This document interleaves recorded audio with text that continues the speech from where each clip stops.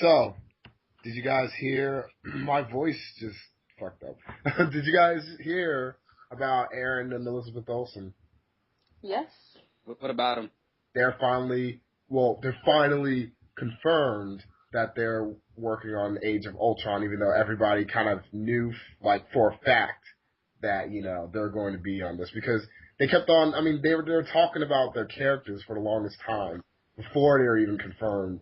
They're like, ooh, I don't know, will we be in it? Ooh, I don't know, I read the script. Like, shut up. Like, we know you guys are going to be in this, so they finally confirmed it for a fact, though, that you will be seeing these guys. It's not even news at this point. It's like, okay, you're in it. It's I don't know. Is James Spader confirmed? I believe so. Yeah, everybody. No, so, I mean, I'm glad. Yeah, I love you. Hair is so nice. I love Aaron Taylor. His hair is just gorgeous. And Elizabeth Olsen is a great actor. They look like, I look at, you look at the comic book versions, they look like, actually they could look a lot like the comic book versions that I see. At least I can see it looking like that. The only funny thing is, though, is that they're supposed to star with each other on Godzilla, and I'm pretty sure that Elizabeth Olsen is supposed to be, yeah, so it's kind of like, you guys are supposed to be brothers and sisters, and this one, I don't want to feel no incest vibes. Just saying. You know what's great about that? Is that they can have that incestuous tone without having to add it. Because I want that. I want that so bad. I think that's so interesting. Like, I don't want to see anything, but, just to have it in there like the Ultimates thing where it's like they're kind of dating, that'd be awesome just to think about. Like, yeah. I read about that the other day and was wondering if they might have put it in the movie or if that would be too weird for, like, a Marvel movie. That'd be too weird. There's no way. There's no. Kevin Feige reads comic books, so he'd know. I'm sure. It's like they can sneak it in there, like he knows. Yeah.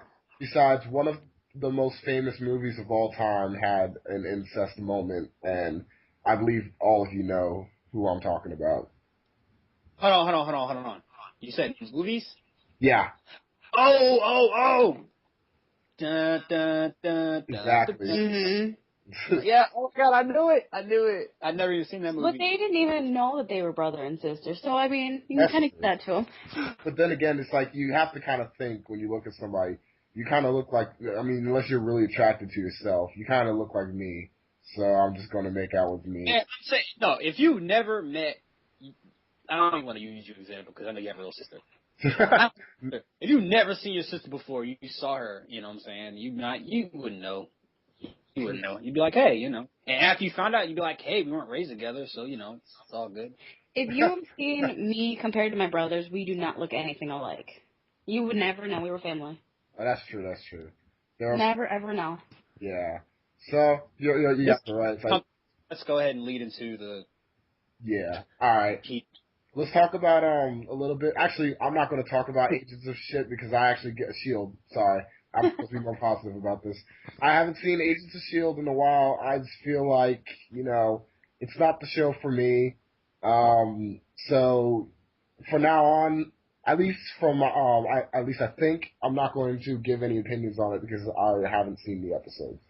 So let me just preemptively say, yes, he did just talk shit about Agents of S.H.I.E.L.D. before saying he wouldn't get an opinion on it. But he is doing that thing you guys say, like, if you don't like the show, why don't you stop watching it? You know what I'm saying? So, exactly. Take good advice, guys. So I'm just done with the show because after how many episodes have we been to? 20. It feels like I don't know. This is shot's only had like 9 episodes. It feels like the finale should be coming pretty soon. Yeah, I mean, it's been like 7, 8 episodes or something like that for me. I believe. Yeah, I mean, like, I know for a fact the show is not going to get any better because if people are saying this is the best episode or this is the greatest episode we had so far, then, I don't want to see their worst, because that shit is just very depressing. So I just stay away from it now. They couldn't even have me watch the show if Robert Downey Jr. and Mark Ruffalo had a cameo appearance. So, Wow. Yeah, it's that bad. I could not sit through 45 minutes of shittiness just to see like maybe 30 seconds of greatness. It's not worth it. So Yeah, so for the time being, you're out. And let me say, I trusted. Agents of S.H.I.E.L.D., you'll go back. We'll link the other episode we had where me and Alex, we had a very pleasant conversation about how much we love. You know what? I said this episode is the best episode of TV I've seen that week. Out of American Horror Story, Sons of Anarchy, Brooklyn Nine-Nine, all these great shows, this one had the best episodes, which is crazy for me to say. And so the past two episodes were really good. You know, they had some good character moments, they had some decent dialogue, they weren't so corny and cheesy. They were really good moments. So when I saw this episode, I had high hopes. And it's almost as if they knew that and they were getting back at me for not liking the other episodes, so they made the worst episode of the series just as a big fuck you to me. Because I'm not kidding, I was literally devastated. Like, that shit ruined my day. I was like on the verge of tears. I felt like just betrayed, you know? I'm like, wow, you guys did so good. I tuned in happy, and after I just took a shower and cried in the shower for like 30 whole minutes. And Wow. just cradled myself. Yeah, it was not a good night. That fucked my shit. And especially since I watched this over Sons of Anarchy. That should tell you how much I had high hopes for this. You know what I'm saying? I watched it live. I never watch these live. I watch them when I have literally nothing else to do. I have went through everything I could possibly do, and then I'd go watch these. But this time I said, no, let me, Sons of Anarchy, you can wait. So, thanks, agents. yeah, I mean, Oh. I should be. I mean, I just want to give one input on it. I still, obviously, I still haven't seen the episode, but that's part of the reason why I just stopped, because I knew that even though these episodes were getting better, I knew like, okay, where's the freaking big disappointment coming in? I knew there was going to be another drop in just quality and just This yeah.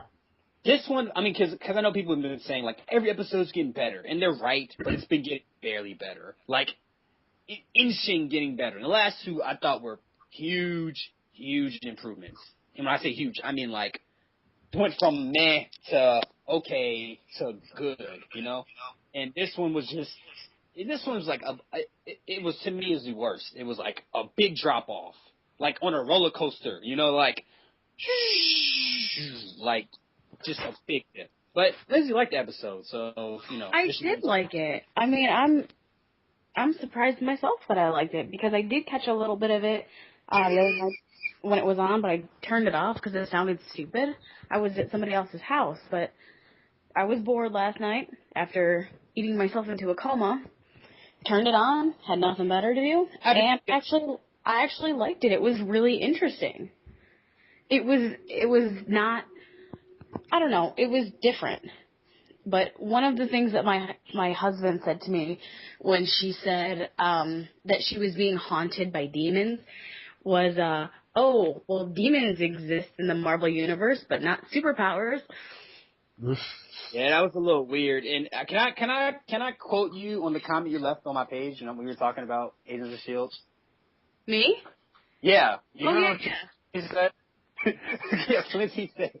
I was like, wow, this episode was depressing. And Lindsay said, yeah, it sounded lame as shit. They were talking about God. And I know what you meant. You meant like, they were talking about God, and it sounded lame as shit. Not, it sounded lame as shit because they were talking about God, but Right. that sparked the whole discussion. And like I said, happy Thanksgiving, everybody. Hope you guys had a good one. And speaking about God, it's weird in this society. We're so cynical about certain things, and we don't like certain things being shoved in our face, like patriotism, religion, stuff like that. And there's a way to do it so that you have to do it real objectively, as to avoid hitting your viewer in the hammer in the fucking face over and over and over again. And Agents did not do this. I mean, I just saw Orange is the New Black, where there it worked because the character, not only was their religion not a big part, like they didn't at no point did they expect you to believe this religion was real, but the character was kind of treated as like a fanatic. And not that you have to have a religious character be a fanatic, but you have to have some kind of cynicism to make it work. You know what I'm saying? And in this show where everything's so corny, it's like dynamite. It's like get away. You know, not here, not now, not this show. You know. Right. Well, it's different when you listen to it, like, as background instead of paying attention to it because, I mean, okay, obviously I've said in this podcast before that I hate Sky. She's very annoying. But it was kind of nice to see a different compassionate side to a woman who feels like the one thing that she could believe in was letting her down. And she was having, like, a life crisis over it because that's the scary shit that was going on with her. Come to find out, it was just some creepy dude. Okay, let's go over the plot.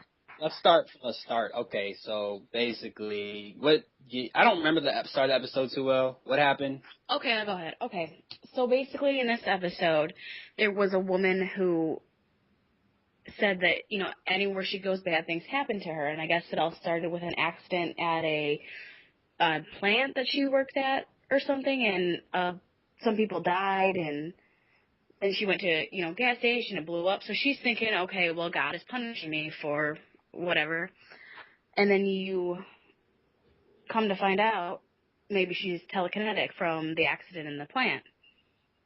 Then you come to find out it's one of the guys that you think is dead that is, like, alternating between worlds. Like, like they were trying to make a Bifrost type portal. Right. Another tie in the Thor Dark World. Mm-hmm. I guess. I mean, I don't know. That's cool though. Just. I mean, you know, just to go through. I don't know. Immediately, it kind of like the problem is the pacing is kind of bad. Everything's so slow, and you can have a show with slow pacing, but you need to have a lot of tension, you know. And for that, you need to have characters you care about.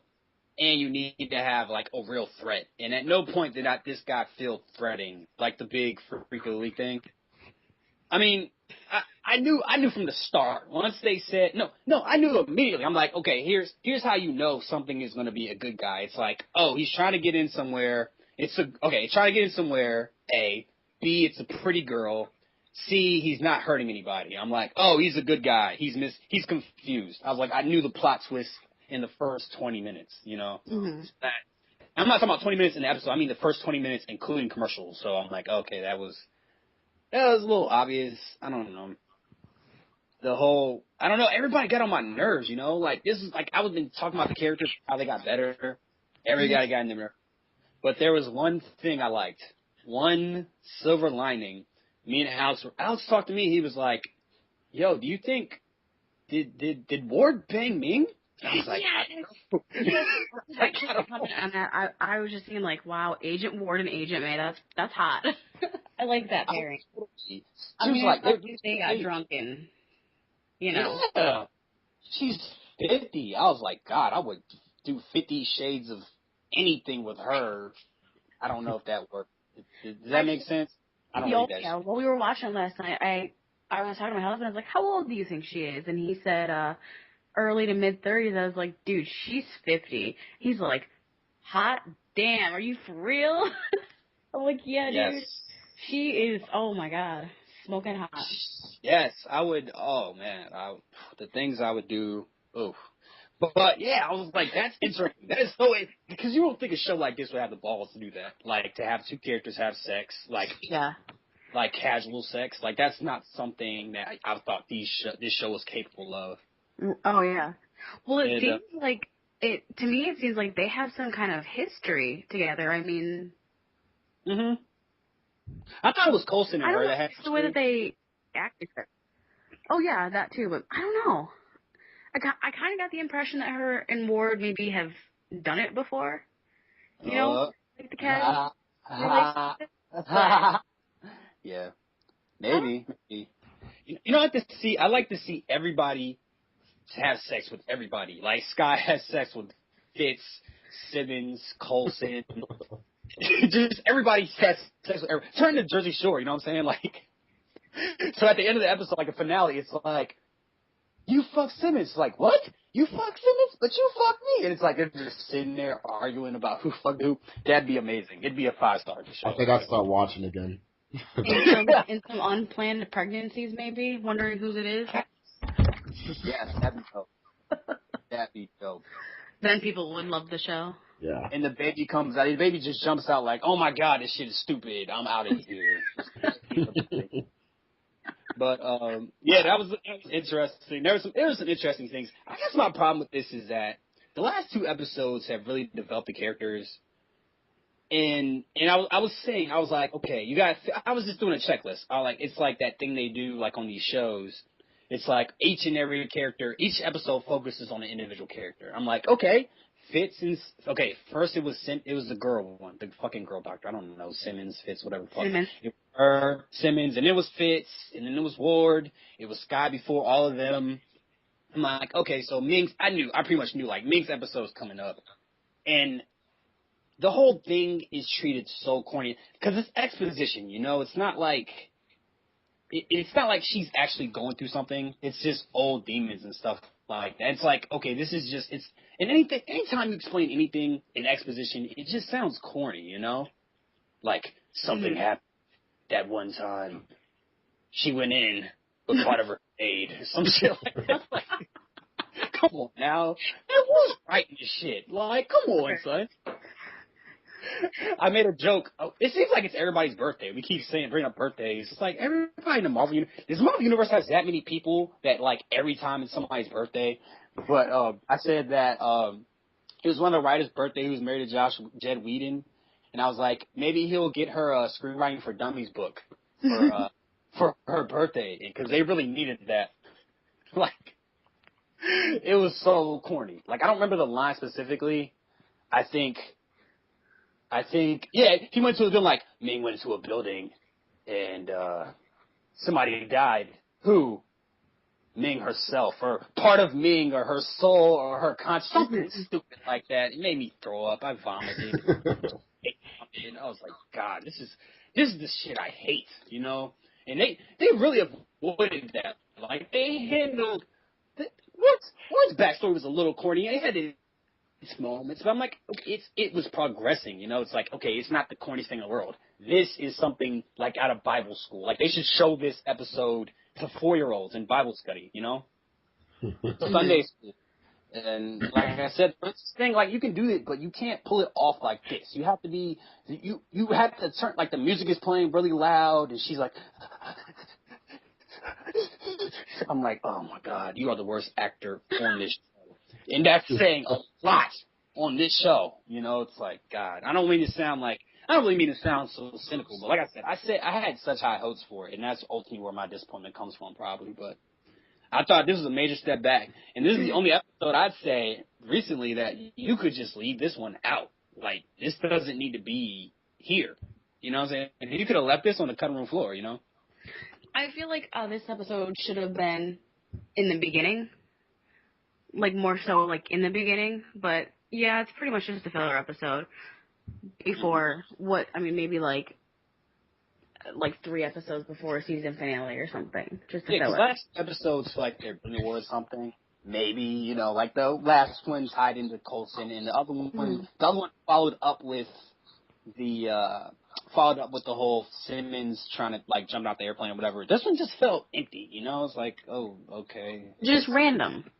Yeah, and the whole thing, the whole physics of it didn't make sense. Like, he can disappear, like, he can jump through the worlds, and I'm like, it didn't work like that in the movie. Like, that was just, how many portals are in here he can just run through? Wouldn't one of them run to one of the portals or something? So was he running through portals, or I must have missed what actually happened to him? Was he running through portals, or was he just, like, phasing in and out of? Maybe he was. I think maybe he was phasing. I don't know. It didn't make sense in the context of Thor: Dark World at all. Yeah. It didn't make sense in the context of the mythology. I kind of am on the fence with the whole reason of why this happened to him in the first place, because he had a crush on the main girl, and he was, messing with the stuff so he could see her, so she'd come down. I kind of thought, I'm like, man, I can't decide if this is cute, like tragically cute, or just plain stupid.